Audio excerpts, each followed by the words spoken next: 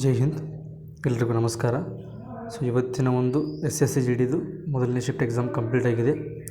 ನೋಡೋಣ ಯಾವ ಥರ GK ಕ್ವಶನ್ನು ಮ್ಯಾಥ್ಸ್ ಕ್ವಶನ್ನು ಬಂದಿದ್ವು ಅಂತ. ಹೌದಾ, ಫಸ್ಟ್ ಕ್ವಶನ್ ಏನಪ್ಪ ಅಂತಂದರೆ, ಭಾರತದ 4ನೇ ಪಂಚವಾರ್ಷಿಕ ಯೋಜನೆಯ ಮುಖ್ಯ ಉದ್ದೇಶ ಏನಾಗಿತ್ತು? ಈ ಕ್ವಶನ್ನು ಈ ಥರ ಇರಲಿಲ್ಲ. ಆ್ಯಕ್ಚುಲಿ ಭಾರತದ 4ನೇ ಪಂಚವಾರ್ಷಿಕ ಯೋಜನೆಯ ಗುರಿ ಏನು ಸಾಧಿಸುವುದಾಗಿತ್ತು ಅಂತ ಕೇಳಿದ್ರು ಅನಿಸುತ್ತೆ. Okay, correct answer option B, ಸ್ಥಿರತೆಯೊಂದಿಗೆ ಬೆಳವಣಿಗೆಯನ್ನು ಸಾಧಿಸುವುದು ಮತ್ತು ಪ್ರಗತಿಪರ ಸ್ವಾವಲಂಬನೆಯನ್ನು ಸಾಧನೆಯನ್ನು ಮಾಡುವುದು.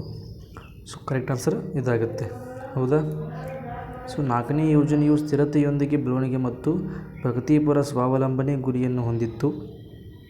ಹಣದುಬ್ಬರವನ್ನು ನಿಯಂತ್ರಿಸುತ್ತಾ ಆರ್ಥಿಕ ಪ್ರಗತಿ ಸಾಧಿಸುವುದು ಮತ್ತು ವಿದೇಶಿ ಸಹಾಯದ ಅವಲಂಬನೆಯನ್ನು ಕಡಿಮೆ ಮಾಡುವುದು ಆಗಿತ್ತು. 1960ರ ದಶಕದ ಯುದ್ಧಗಳು ಮತ್ತು ಬರಗಾಲದ ನಂತರ ಆತ್ಮನಿರ್ಭರತೆಯ ಪ್ರಾಮುಖ್ಯತೆ ಅರಿವಾಗಿತ್ತು. ಆದ್ದರಿಂದ ಈ ಯೋಜನೆಯು ಆಮದು ಪರ್ಯಾಯ ಮತ್ತು ಸ್ವಾವಲಂಬನೆಗೆ ಒತ್ತು ನೀಡಿತು. ಓಕೆ, ನೆಕ್ಸ್ಟ್ ಮತ್ತೆ ಜನಪದ ನೃತ್ಯ ಮೇಲೆ ಕ್ವಶನ್ ಕೇಳಿದಾರೆ. ಗಿದ್ದಾ ಒಂದು ಪಂಜಾಬ್ನ ಪ್ರಸಿದ್ಧ ಜನಪದ ನೃತ್ಯವಾಗಿದ್ದು, ಇದನ್ನು ಮುಖ್ಯವಾಗಿ ಯಾವ ಸಂದರ್ಭಗಳಲ್ಲಿ ನಡೆಸಲಾಗುತ್ತದೆ? ಇದನ್ನು ಮುಖ್ಯವಾಗಿ ಹಬ್ಬಗಳು, ಮದುವೆಗಳು ಮತ್ತು ಸಂತೋಷದ ಸಂದರ್ಭದಲ್ಲಿ ನಡೆಸಲಾಗುವಂಥ ಒಂದು ಜನಪದ ನೃತ್ಯ. ಹೌದಾ, ಈ ಒಂದು ಜನಪದ ನೃತ್ಯವನ್ನು ಮಹಿಳೆಯರು ಅತ್ಯಂತ ಹೆಚ್ಚಾಗಿ ಮಾಡುವುದು ಆಗಿದ್ದು, ಸಾಮೂಹಿಕವಾಗಿ ತಮ್ಮ ಸಂತೋಷವನ್ನು ಹಂಚಿಕೊಳ್ಳಲು ಮಾಡುವುದು. ಇದು ಮದುವೆ, ತೀಜ್, ಲೋಹರಿ ಮುಂತಾದ ಹಬ್ಬಗಳಿಗೆ ಸೀಮಿತವಲ್ಲ. ಭಾಂಗ್ರಾದ ಮಹಿಳಾ ರೂಪವಾದ ಗಿದ್ದಾಗೆ ನಿರ್ದಿಷ್ಟ ಸಂದರ್ಭದ ನಿರ್ಬಂಧವಿಲ್ಲ. ಎಲ್ಲ ಸಂತೋಷದ ಸಮಾರಂಭಗಳಲ್ಲಿ ಇದನ್ನು ಪ್ರದರ್ಶಿಸಲಾಗುತ್ತದೆ.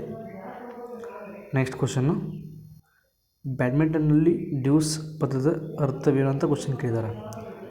ಡ್ಯೂಸ್ ಪದದ ಅರ್ಥವೇನಪ್ಪ ಅಂದರೆ, ಆಪ್ಷನ್ ಬಿ, ಸ್ಕೋರ್ 20-20 ಸಮವಾದಾಗ ಈ ಒಂದು ಪದವನ್ನು ಬಳಸ್ತಾರೆ ಬ್ಯಾಡ್ಮಿಂಟನ್ನಲ್ಲಿ. ಓಕೆ, ಬ್ಯಾಡ್ಮಿಂಟನ್ನ ಅಧಿಕೃತ ನಿಯಮಗಳ ಪ್ರಕಾರ 20-20 ಸ್ಕೋರ್ ಸಮವಾದ ಸ್ಥಿತಿಯನ್ನೇ ಡ್ಯೂಸ್ ಎಂದು ಕರೆಯಲಾಗುತ್ತದೆ. ಡ್ಯೂಸ್ ಸ್ಥಿತಿಯಲ್ಲಿ ಗೆಲ್ಲಲು ಆಟಗಾರನು 2 ಅಂಕಗಳ ಮುನ್ನಡೆ ಸಾಧಿಸಬೇಕು. ಇದು ಗರಿಷ್ಠ 30 ಅಂಕಗಳೊಂದಿಗೆ ಮುಂದುವರಿಯುತ್ತದೆ. Correct answer option B, score 20-20 ಸಮವಾದಾಗ. ನೆಕ್ಸ್ಟ್ ಕ್ವಶನ್, ಕಬಡ್ಡಿ ಪಂದ್ಯದ ಅವಧಿ ಎಷ್ಟು ಮತ್ತು ಅದರಲ್ಲಿ ಎಷ್ಟು ಅರ್ಧಗಳಿವೆ, ಅಂದರೆ ಎಷ್ಟು ಹಾಫ್ಗಳಿವೆ ಅಂತ ಕ್ವಶನ್ ಕೇಳಿದ್ದಾರೆ. ಕಬಡ್ಡಿ ಪಂದ್ಯದ ಅವಧಿ 40 ನಿಮಿಷ. ಇದರೊಂದು ಹಾಫ್ 2 ಇರ್ತಾವೆ, 20 ನಿಮಿಷ ಮತ್ತು 20 ನಿಮಿಷ. 2 ಹಾಫ್ಗಳಾಗಿ ಇದನ್ನು ನಾವು ಡಿವೈಡ್ ಮಾಡ್ತೀವಿ. ಓಕೆ, ಅಂತಾರಾಷ್ಟ್ರೀಯ ಮತ್ತು ಪ್ರೋ ಕಬಡ್ಡಿಯಲ್ಲಿ ಪಂದ್ಯದ ಒಟ್ಟು ಸಮಯ 40 ನಿಮಿಷ. ಪ್ರತಿ 20 ನಿಮಿಷದ 2 ಅರ್ಧಗಳಾಗಿ ವಿಂಗಡಿಸಲಾಗಿದೆ. ಹೌದಾ, ನೆಕ್ಸ್ಟ್ ಕ್ವಶನ್, ಜಾಗತಿಕ ಲಿಂಗ ಅಂತರ ವರದಿ 2025ರ ಪ್ರಕಾರ ಕೆಳಗಿನ ಏಷ್ಯಾದ ದೇಶಗಳಲ್ಲಿ ಯಾವುದು ಅತಿ ಹೆಚ್ಚು ಲಿಂಗ ಅಂತರವನ್ನು ಹೊಂದಿದೆ? ಯಾವುದಪ್ಪ ಅಂದರೆ ಆಪ್ಷನ್ ಡಿ, ಮಾಲ್ಡೀವ್ಸ್ ದೇಶ ಅತ್ಯಂತ ಹೆಚ್ಚು ಲಿಂಗ ಅಂತರವನ್ನು ಹೊಂದಿರತಕ್ಕಂಥ ಈ ಒಂದು ಏಷ್ಯಾದ ದೇಶಗಳಲ್ಲಿ ಅತ್ಯಂತ ಮುಂಚೂಣಿಯಲ್ಲಿರುವುದು ಮಾಲ್ಡೀವ್ಸ್. ಓಕೆ, ನೆಕ್ಸ್ಟು ಸಂವಿಧಾನಿಕ ತಿದ್ದುಪಡಿ ಮೇಲೆ ಒಂದು ಕ್ವಶನ್ ಕೇಳಿದ್ದಾರೆ. 92ನೇ ಸಂವಿಧಾನಿಕ ತಿದ್ದುಪಡಿ ಅಧಿನಿಯಮ 2003ರ ಮೂಲಕ ಭಾರತೀಯ ಸಂವಿಧಾನದ 8ನೇ ಅನುಸೂಚಿಗೆ ಯಾವ ಭಾಷೆಗಳನ್ನು ಸೇರಿಸಲಾಯಿತು? ಬೋಡೋನು ಸೇರಿಸ್ತಾರೆ, ಡೋಗ್ರಿನೂ ಸೇರಿಸ್ತಾರೆ, ಮೈಥಿಲಿನೂ ಸೇರಿಸ್ತಾರೆ. ಆದ ಕಾರಣ ಆಪ್ಷನ್ನು ಡಿ ಮೇಲಿನ ಎಲ್ಲ ಆಗುತ್ತಾ. ಹೌದಾ, ನೆಕ್ಸ್ಟ್ ಕ್ವಶನ್, 92ನೇ ತಿದ್ದುಪಡಿಯು ಬೋಡೋ, ಡೋಗ್ರಿ, ಮೈಥಿಲಿ ಈ 3 ಭಾಷೆಗಳನ್ನು 8ನೇ ಅನುಸೂಚಿಗೆ ಸೇರಿಸಿತು. 8ನೇ ಅನುಸೂಚಿಯಲ್ಲಿ ಸ್ಥಾನ ಪಡೆದ ಭಾಷೆಗಳು ಸರ್ಕಾರಿ ನಿಯೋಜನೆ, ಭಾಷಾ ಸಮಿತಿ ಮುಂತಾದ ವಿಶೇಷ ಮನ್ನಣೆಗಳನ್ನು ಪಡೆಯುತ್ತವೆ. ನೆಕ್ಸ್ಟ್ ಕ್ವಶನ್, ಸಾರ್ವತ್ರಿಕ ಗುರುತ್ವಾಕರ್ಷಣಾ ನಿಯತಾಂಕ ಮೌಲ್ಯವನ್ನು ಪ್ರಯೋಗಾತ್ಮಕವಾಗಿ ಮೊದಲು ನಿರ್ಧರಿಸಿದವರು ಯಾರಪ್ಪ ಅಂದರೆ ಆಪ್ಷನ್. ಈ ಒಂದು ಕ್ವಶನ್ಗೆ ಕರೆಕ್ಟ್ ಆನ್ಸರ್ನ ನೀವು ಕಮೆಂಟ್ ಮಾಡಿರಿ. ಅದು option answer C henry Cavendish ಅದ ಬರೈತಿ. ಸೊ ಇದು ಆನ್ಸರ್ ಕರೆಕ್ಟಾ ಅಥವಾ ಬೇರೆ ಯಾವುದಾದ್ರೂ ಆನ್ಸರ್ ಕರೆಕ್ಟ್ ಇದೆಯಾ ಕನ್ಫರ್ಮ್ ಆಗಿ ಗೊತ್ತಿಲ್ಲ. ಸೊ ಆದ ಕಾರಣ ಇವತ್ತು ಎಕ್ಸಾಮ್ ಬರೆದು ಬಂದವರು ಕರೆಕ್ಟಾಗಿ ನೀವು ಆನ್ಸರ್ ಮಾಡಿರಿ. ಓಕೆ. ನ್ಯೂಟನ್ ಗುರುತ್ವದ ಸೂತ್ರ ನೀಡಿದರೂ ಅವರು ಈ ಒಂದು ಜಿಯ ಪ್ರಾಯೋಗಿಕ ಮೌಲ್ಯವನ್ನು ಕಂಡುಹಿಡಿಯಲಿಲ್ಲ. ಕ್ಯಾವೆಂಡಿಶ್ ಪ್ರಯೋಗವೇ ಭೂಮಿಯನ್ನು ತೂಗಿದ ಪ್ರಯೋಗ ಎಂದು ಪ್ರಸಿದ್ಧ. ಸೊ ಒಂದು ಡೌಟ್ ಏನಪ್ಪ ಅಂದರೆ ಹೆನ್ರಿ ಕ್ಯಾವೆಂಡಿಶ್ ಅವರು ಹೈಡ್ರೋಜನನ್ನು ಫೈಂಡ್ ಔಟ್ ಮಾಡ್ತಾರೆ, ಹೌದಾ? ಸೊ ಆದ ಕಾರಣ ನಮಗೊಂದು ಸಣ್ಣ ಕನ್ಫ್ಯೂಷನ್ನು. ಈ ಕ್ವಶನ್ ಕರೆಕ್ಟ್ ಆನ್ಸರ್ ಹೆನ್ರಿ ಕ್ಯಾವೆಂಡಿಶನು ಅಥವಾ ಬೇರೆ ಏನು ಅಂತ ಕನ್ಫ್ಯೂಸ್ ಇದೆ. ಸೊ ದಯವಿಟ್ಟು ಇದು ಎಕ್ಸಾಮ್ ಬರೆದು ಬಂದವರು ಕನ್ಫರ್ಮೇಷನ್ಗೋಸ್ಕರ ಒಂದು ಕಮೆಂಟ್ ಮಾಡಿರಿ. ಇತಿಹಾಸಕಾರ ವಿಲಿಯಂ ಡಾಲ್ರಿಂಪಲ್ ಅವರ ಸಂಶೋಧನೆಯ ಪ್ರಕಾರ ಕೊನೆಯ ಮೊಘಲ್ ಚಕ್ರವರ್ತಿ ಬಹದ್ದೂರ್ ಶಾ ಜಾಫರ್ ಆಳ್ವಿಕೆಯ ಸಮಯದಲ್ಲಿ ಭಾರತೀಯ ಉಪಖಂಡವನ್ನು ಸಂಪೂರ್ಣವಾಗಿ ಅಲುಗಾಡಿಸಿದ ಪ್ರಮುಖ ಐತಿಹಾಸಿಕ ಘಟನೆ ಯಾವುದು? ಯಾವುದಪ್ಪ ಅಂದರೆ ಆಪ್ಷನ್ ಬಿ 1857ರ ಸ್ವಾತಂತ್ರ್ಯ ಸಂಗ್ರಾಮ, ಹೌದಾ? ಡಾಲ್ರಿಂಪಲ್ ಅವರ ದಿ ಲಾಸ್ಟ್ ಮೊಘಲ್ ಪುಸ್ತಕವು 1857ರ ಸಿಪಾಯಿ ದಂಗೆಯ ಕೇಂದ್ರ ಬಿಂದುವಾಗಿ ದೆಹಲಿ ಮತ್ತು ಬಹದ್ದೂರ್ ಶಾ ಜಾಫರ್ ಅವರನ್ನು ಕುರಿತದ್ದು ಒಂದು ಇನ್ಫಾರ್ಮೇಷನ್ನು ಈ ಒಂದು ಬುಕ್ಕು ಹೊಂದಿದೆ. ದಂಗೆಕೋರ ಸಿಪಾಯಿಗಳು ಬಹದ್ದೂರ್ ಶಾ ಜಾಫರ್ ಅವರನ್ನು ಭಾರತದ ಚಕ್ರವರ್ತಿಯಾಗಿ ಘೋಷಿಸಿದರು. ಈ ಘಟನೆಯು ಬ್ರಿಟಿಷ್ ಆಡಳಿತಕ್ಕೆ ತೀವ್ರ ಆಘಾತವನ್ನು ಉಂಟುಮಾಡಿತು. ಸೊ ಆದ ಕಾರಣ ಆ ಒಂದು 1857ರ ದಂಗೆ ಆರಂಭವಾಯಿತು. ಸೊ ಅದಕ್ಕೂ ಇನ್ನೂ ಸಾಕಷ್ಟು ಹಲವಾರು ಕಾರಣ ಅದಾವ. ರಾಜಕೀಯ ಕಾರಣ ಆಗಿರ್ಬೋದು, ಧಾರ್ಮಿಕ ಕಾರಣ ಆಗಿರ್ಬೋದು, ತತ್ಕ್ಷಣದ ಕಾರಣ ಆಗಿರ್ಬೋದು, ಸೈನಿಕರ ಕಾರಣ ಆಗಿರ್ಬೋದು. ಸೊ ಇನ್ನೂ ಹಲವಾರು ಕಾರಣಗಳಲ್ಲಿ ಇದು ಕೂಡ ಒಂದು. ಓಕೆ.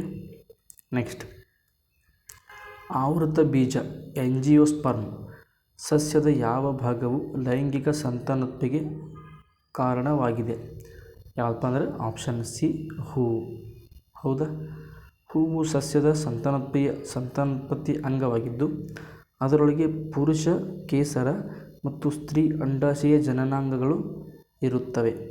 ಹೂವಿನಲ್ಲಿಯೇ ಪರಾಗಸ್ಪರ್ಶ ನಿಷೇಚನ ಕ್ರಿಯೆ ನಡೆದು ಬೀಜಗಳು ರೂಪುಗೊಳ್ಳುತ್ತವೆ. ಇತರೆ ಭಾಗಗಳಂದರೆ ಬೇರು, ಕಾಂಡ, ಎಲೆ ಅಲೈಂಗಿಕ ಸಂತಾನೋತ್ಪತ್ತಿಯಲ್ಲಿ ಮಾತ್ರ ಪಾತ್ರ ವಹಿಸುತ್ತವೆ, ಹೌದಾ? ನೆಕ್ಸ್ಟ್, ಈ ಕೆಳಗಿನ ಪುಸ್ತಕಗಳಲ್ಲಿ ಯಾವುದು ಕಾಳಿದಾಸರಿಂದ ಬರೆಯಲ್ಪಟ್ಟಿಲ್ಲ? ಯಾವುದಪ್ಪ ಅಂದರೆ ಆಪ್ಷನ್ ಸಿ ಮೃಚ್ಛಕಟಿಕ. ಇದನ್ನು ಬರೆದವರು ಶೂದ್ರಕ. ಸುಮಾರು 5ನೇ ಶತಮಾನದಲ್ಲಿ ಶೂದ್ರಕ ಇದನ್ನು ಬರೀತಾರೆ, ಹೌದಾ? ಸಂಸ್ಕೃತದಲ್ಲಿ ಇದನ್ನು ಬರೀತಾರೆ ಶೂದ್ರಕ ಅವರು. ಕಾಳಿದಾಸನ ಇತರೆ ಕೃತಿಗಳು ಅಭಿಜ್ಞಾನ ಶಕುಂತಲ, ಮೇಘದೂತ, ಕುಮಾರ ಸಂಭವ, ರಘುವಂಶ, ಮಾಳವಿಕಾಗ್ನಿಮಿತ್ರ.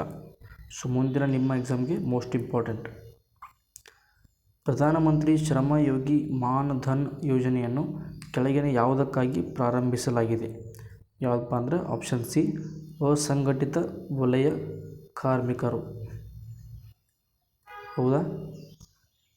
ಪ್ರಧಾನಮಂತ್ರಿ ಈ ಒಂದು ಕೇಂದ್ರೀಯ ಯೋಜನೆಯಾಗಿದ್ದು 60 ವರ್ಷ ತುಂಬಿದ ನಂತರ ಅಸಂಘಟಿತ ಕಾರ್ಮಿಕರಿಗೆ ತಿಂಗಳಿಗೆ 3,000 ಪಿಂಚಣಿಯನ್ನು ಒದಗಿಸುತ್ತದೆ.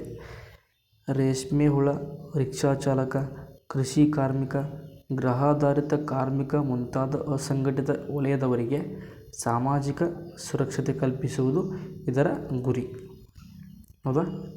ನೆಕ್ಸ್ಟ್ ಪ್ರಶ್ನೆ, ಸೋವಿಯತ್ ಒಕ್ಕೂಟದಿಂದ 19 ಏಪ್ರಿಲ್ 1971ರಂದು ಉಡಾವಣೆ ಮಾಡಲಾದ ವಿಶ್ವದ ಪ್ರಥಮ ಬಾಹ್ಯಾಕಾಶ ನಿಲ್ದಾಣ ಯಾವುದು ಅಂತ ಕ್ವಶನ್ ಕೇಳ್ತಾರೆ. ಯಾವುದಪ್ಪ ಅಂದರೆ ಆಪ್ಷನ್ ಬಿ ಸಲ್ಯೂಟ್ 1. ಹೌದು, ಸಲ್ಯೂಟ್ 1 ಅನ್ನು 1971ರಲ್ಲಿ ಸೋವಿಯತ್ ಒಕ್ಕೂಟ ಉಡಾವಣೆ ಮಾಡಿತು. ಇದು ವಿಶ್ವದಲ್ಲೇ ಮೊದಲ ಬಾಹ್ಯಾಕಾಶ ನಿಲ್ದಾಣ. ಸ್ಕೈಲ್ಯಾಬ್ ಮತ್ತು ಅಮೆರಿಕದ ಸ್ಕೈಲ್ಯಾಬ್ ಆಗಿರ್ಬೋದು, ಸೋವಿಯತ್ನ ಮೀರ್ ಆಗಿರ್ಬೋದು, ಇವು ನಂತರದ ಒಂದು ಬಾಹ್ಯಾಕಾಶ ನಿಲ್ದಾಣಗಳು. ಅಂತಾರಾಷ್ಟ್ರೀಯ ಬಾಹ್ಯಾಕಾಶ ನಿಲ್ದಾಣ 1998ರಲ್ಲಿ ಉಡಾವಣೆಯಾಯಿತು. ಓಕೆ. ಸೊ ಇನ್ನು ಮ್ಯಾಥ್ಸ್ ಕ್ವಶನ್ ಸ್ಟಾರ್ಟ್ ಆಗ್ತವೆ. ಸೊ ಈ ಒಂದು 4th ವೀಕ್ನಲ್ಲಿ ಈ ಥರದ ಕ್ವಶನ್ ಭಾಳ ಕೇಳಕತ್ತಾರ. Under root questions. ಇದನ್ನು ಸಿಂಪ್ಲಿಫೈ ಮಾಡಿ ನೀವು ಆನ್ಸರ್ ಹಾಕಬೇಕು. ಓಕೆ, ಸೊ ಈ ಒಂದು question correct answer option C 4.77773. Okay, next ರಿಯಾಯಿತಿ ವಸ್ತು ಒಂದಕ್ಕೆ 30 ರೂಪಾಯಿ ರಿಯಾಯಿತಿ ನೀಡಲಾಗಿದೆ. ಈ ರಿಯಾಯಿತಿಯು ಮಾರಾಟ ಬೆಲೆಯ 5/9ಕ್ಕೆ ಸಮನಾಗಿದ್ದರೆ ನಮೂದಿತ ಬೆಲೆಯನ್ನು ಕಂಡುಹಿಡಿಯಿರಿ ಅಂತ ಕ್ವಶನ್ ಕೇಳಿದ್ದಾರೆ. ನಮೂದಿತ ಬೆಲೆ ಎಷ್ಟಾಗುತ್ತೆ? ಆಪ್ಷನ್ ಸಿ 84 ಆಗುತ್ತೆ. ಓಕೆ, ಸೊ ನೀವು ಈ ಒಂದು ಕ್ವಶನನ್ನು ಈ ರೀತಿ ಸಾಲ್ವ್ ಮಾಡ್ಬೋದು. ನೆಕ್ಸ್ಟ್, ಸೊ ಇದು ಸಮಾಂತರ ಶ್ರೇಣಿ ಮೇಲೆ ಕ್ವಶನನ್ನು ಜಾಸ್ತಿ ಕೇಳಕತ್ತಾರ. ಅದು ಈ ರೀತಿಯೂ ಆಗಿರ್ಬೋದು, ಸ್ಕ್ವೇರ್ ಕೊಟ್ಟು ಆಗಿರ್ಬೋದು, ಅಥವಾ ಕ್ಯೂಬ್ ಕೊಟ್ಟು ಆಗಿರ್ಬೋದು. ಓಕೆ, ಸೊ ಇದಕ್ಕೊಂದು ಸಿಂಪಲ್ ಫಾರ್ಮುಲಾ ಐತಿ, ಅದು ಫಾರ್ಮುಲಾ ನೋಡ್ಕೊಂಡು ಹೋಗ್ರಿ. ಎಕ್ಸಾಮ್ನಾಗ ಈಸಿಯಾಗಿ ನೀವು ಈ ಒಂದು ಲೆಕ್ಕನ ಕ್ಲಿಯರ್ ಮಾಡ್ತೀರಿ. ಓಕೆ, 3 + 5 + 7 + ಅನಂತ + 289. ಸೊ ಇದರ ಒಟ್ಟು ಮೊತ್ತ ಅಂತ ಕ್ವಶನ್ ಕೇಳಿದ್ದಾರೆ ಇವತ್ತಿನ ಮೊದಲನೇ ಶಿಫ್ಟ್ನಲ್ಲಿ. ಕರೆಕ್ಟ್ ಆನ್ಸರು ಆಪ್ಷನ್ ಬಿ 21,024 ಆಗುತ್ತೆ. ಓಕೆ, ಭಾರತದಲ್ಲಿ ಅಂತಾರಾಷ್ಟ್ರೀಯ ವ್ಯಾಪಾರದ ಹಣಕಾಸು ಮತ್ತು ಪಾವತಿ ಸೌಲಭ್ಯಗಳನ್ನು ಒದಗಿಸುವಂಥ ಸಂಸ್ಥೆ ಯಾವುದಪ್ಪ ಅಂದರೆ ಕ್ವಶನ್ ಕೇಳಿದ್ದಾರೆ. ಅಂತಾರಾಷ್ಟ್ರೀಯ ವ್ಯಾಪಾರ ಮತ್ತು ಹಣಕಾಸು ಪಾವತಿ ಸೌಲಭ್ಯನ ಯಾರು ಒದಗಿಸ್ತಾರಪ್ಪ ಅಂದರೆ ಎಕ್ಸಿಮ್ ಬ್ಯಾಂಕ್. ಹೆಸರೇ ಹೇಳುವಂತೆ ಇದು ಎಕ್ಸ್ಪೋರ್ಟ್ ಮತ್ತು ಇಂಪೋರ್ಟ್ಗೆ ಸಂಬಂಧಿಸಿದಂಥ ಮಾಹಿತಿ ಆಗಿರ್ಬೋದು, ಅದಕ್ಕೆ ಸಂಬಂಧಿಸಿದಂಥ ದಾಖಲೆಗಳನ್ನು, ಪಾವತಿಗಳನ್ನು, ಹಣಕಾಸು ವ್ಯವಹಾರಗಳನ್ನು ಇದೇ ಒಂದು ಬ್ಯಾಂಕ್ ನಿರ್ವಹಿಸ್ತದೆ. ಈ ಎಕ್ಸಿಮ್ ಬ್ಯಾಂಕ್ ಭಾರತದ ಪ್ರಮುಖ ಹಣಕಾಸು ಸಂಸ್ಥೆಯಾಗಿದ್ದು ರಫ್ತು ಮತ್ತು ಆಮದು ಕಾರ್ಯಗಳಿಗೆ ಸಾಲದ ಖಾತರಿ, ಪಾವತಿ ಸೌಲಭ್ಯಗಳನ್ನು ಒದಗಿಸುತ್ತದೆ. RBI ಕೇಂದ್ರೀಯ ಬ್ಯಾಂಕ್ ಆಗಿ ವ್ಯಾಪಾರ ನೀತಿಗಳನ್ನು ನಿಯಂತ್ರಿಸಿದರೂ ಅಂತಾರಾಷ್ಟ್ರೀಯ ವ್ಯಾಪಾರ ನಿರ್ದಿಷ್ಟ ಹಣಕಾಸು ಎಕ್ಸಿಮ್ ಬ್ಯಾಂಕ್ನ ಹೊಣೆಯಾಗಿದೆ. ಓಕೆ, ಈ ಅಂತಾರಾಷ್ಟ್ರೀಯ ವ್ಯಾಪಾರ ಅನ್ನೋದು RBI ಅಧೀನದಲ್ಲಿ ಬರುವುದಿಲ್ಲ. RBI ಏನೇ ಇದ್ದರೂ ರಾಷ್ಟ್ರೀಯ ಬ್ಯಾಂಕಾಗಿ ಕೆಲಸ ಮಾಡ್ತದೆ, ಬ್ಯಾಂಕುಗಳ ಬ್ಯಾಂಕಾಗಿ ಕೆಲಸ ಮಾಡ್ತದೆ. ಮತ್ತು ಇನ್ನು repo rate, reverse repo rate, CRR, SLR ಈ ಒಂದು ರೇಟ್ಗಳನ್ನು ನಿಯಂತ್ರಣ ಮಾಡ್ತಕ್ಕಂಥ ಬ್ಯಾಂಕು RBI. ವಸ್ತುವೊಂದನ್ನು ಮಾರಿದಾಗ 25% ನಷ್ಟವಾಗುತ್ತದೆ. ಕಾಸ್ಟ್ ಪ್ರೈಸ್ ಮತ್ತು ಸೆಲ್ಲಿಂಗ್ ಪ್ರೈಸ್ಗಳ ವ್ಯತ್ಯಾಸ 800 ಆದರೆ ವಸ್ತುವನ್ನು ಮಾರಿದ ಬೆಲೆ ಎಷ್ಟು ಅಂತ ಕ್ವಶನ್ ಕೇಳಿದ್ದಾರೆ. ಒಂದು ವಸ್ತು ಐತೆ ತಿಳ್ಕೊರಿ, 100 ರೂಪಾಯಿದ. ಆ ಒಂದು ವಸ್ತುವನ್ನು 75ಕ್ಕೆ ಮಾರಾಟ ಮಾಡಿದ್ದಾರೆ. ಹೌದಾ? ಈ ಮತ್ತು 100 ಮತ್ತು 25 ನಡುವಿನ ವ್ಯತ್ಯಾಸ ಎಷ್ಟೈತಿ? ಕಾಸ್ಟ್ ಪ್ರೈಸು ಮತ್ತು ಸೆಲ್ಲಿಂಗ್ ಪ್ರೈಸ್ ನಡುವಿನ ವ್ಯತ್ಯಾಸ ಎಷ್ಟೈತಿ? 800 ಇದೆ. ಅಂದರೆ 25 ವ್ಯಾಲ್ಯೂ ಎಷ್ಟಾಯ್ತು? 800 ಆಯಿತು. ಹೌದಾ? ಅವ್ರಿಗೆ ನಮಗೇನು ಕೇಳಿದಾರೆ? ಸೆಲ್ಲಿಂಗ್ ಪ್ರೈಸ್ ಕೇಳಿದಾರೆ. ಸೆಲ್ಲಿಂಗ್ ಪ್ರೈಸ್ ಎಷ್ಟೈತಿ? 75 ಐತೆ. 25 ವ್ಯಾಲ್ಯೂವೇ 800 ಆಯಿತು. 25 ಮೂರಲೆ 75, 800 ಮೂರಲೆ 2400. ಹೌದಾ? Correct answer 2400. Option B 2400. Next question.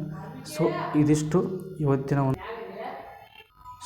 ಇವತ್ತಿನ ಒಂದು ಮೊದಲನೇ ಶಿಫ್ಟ್ ವಿಡಿಯೋ. ಸಿಗೋಣ ಮುಂದಿನ ವಿಡಿಯೋದಲ್ಲಿ. ಅಲ್ಲಿವರೆಗೂ ಚೆನ್ನಾಗಿ ಸ್ಟಡಿ ಮಾಡಿ, ರಿವಿಷನ್ ಮಾಡಿ, ಮ್ಯಾಥ್ಸ್ ರೀಸನಿಂಗ್ ಕ್ವಶನ್ಸ್ನ ಪ್ರಾಕ್ಟೀಸ್ ಮಾಡಿ ಅಂತ ಹೇಳ್ತಾ ಎಲ್ರಿಗೂ all the best. Thank you.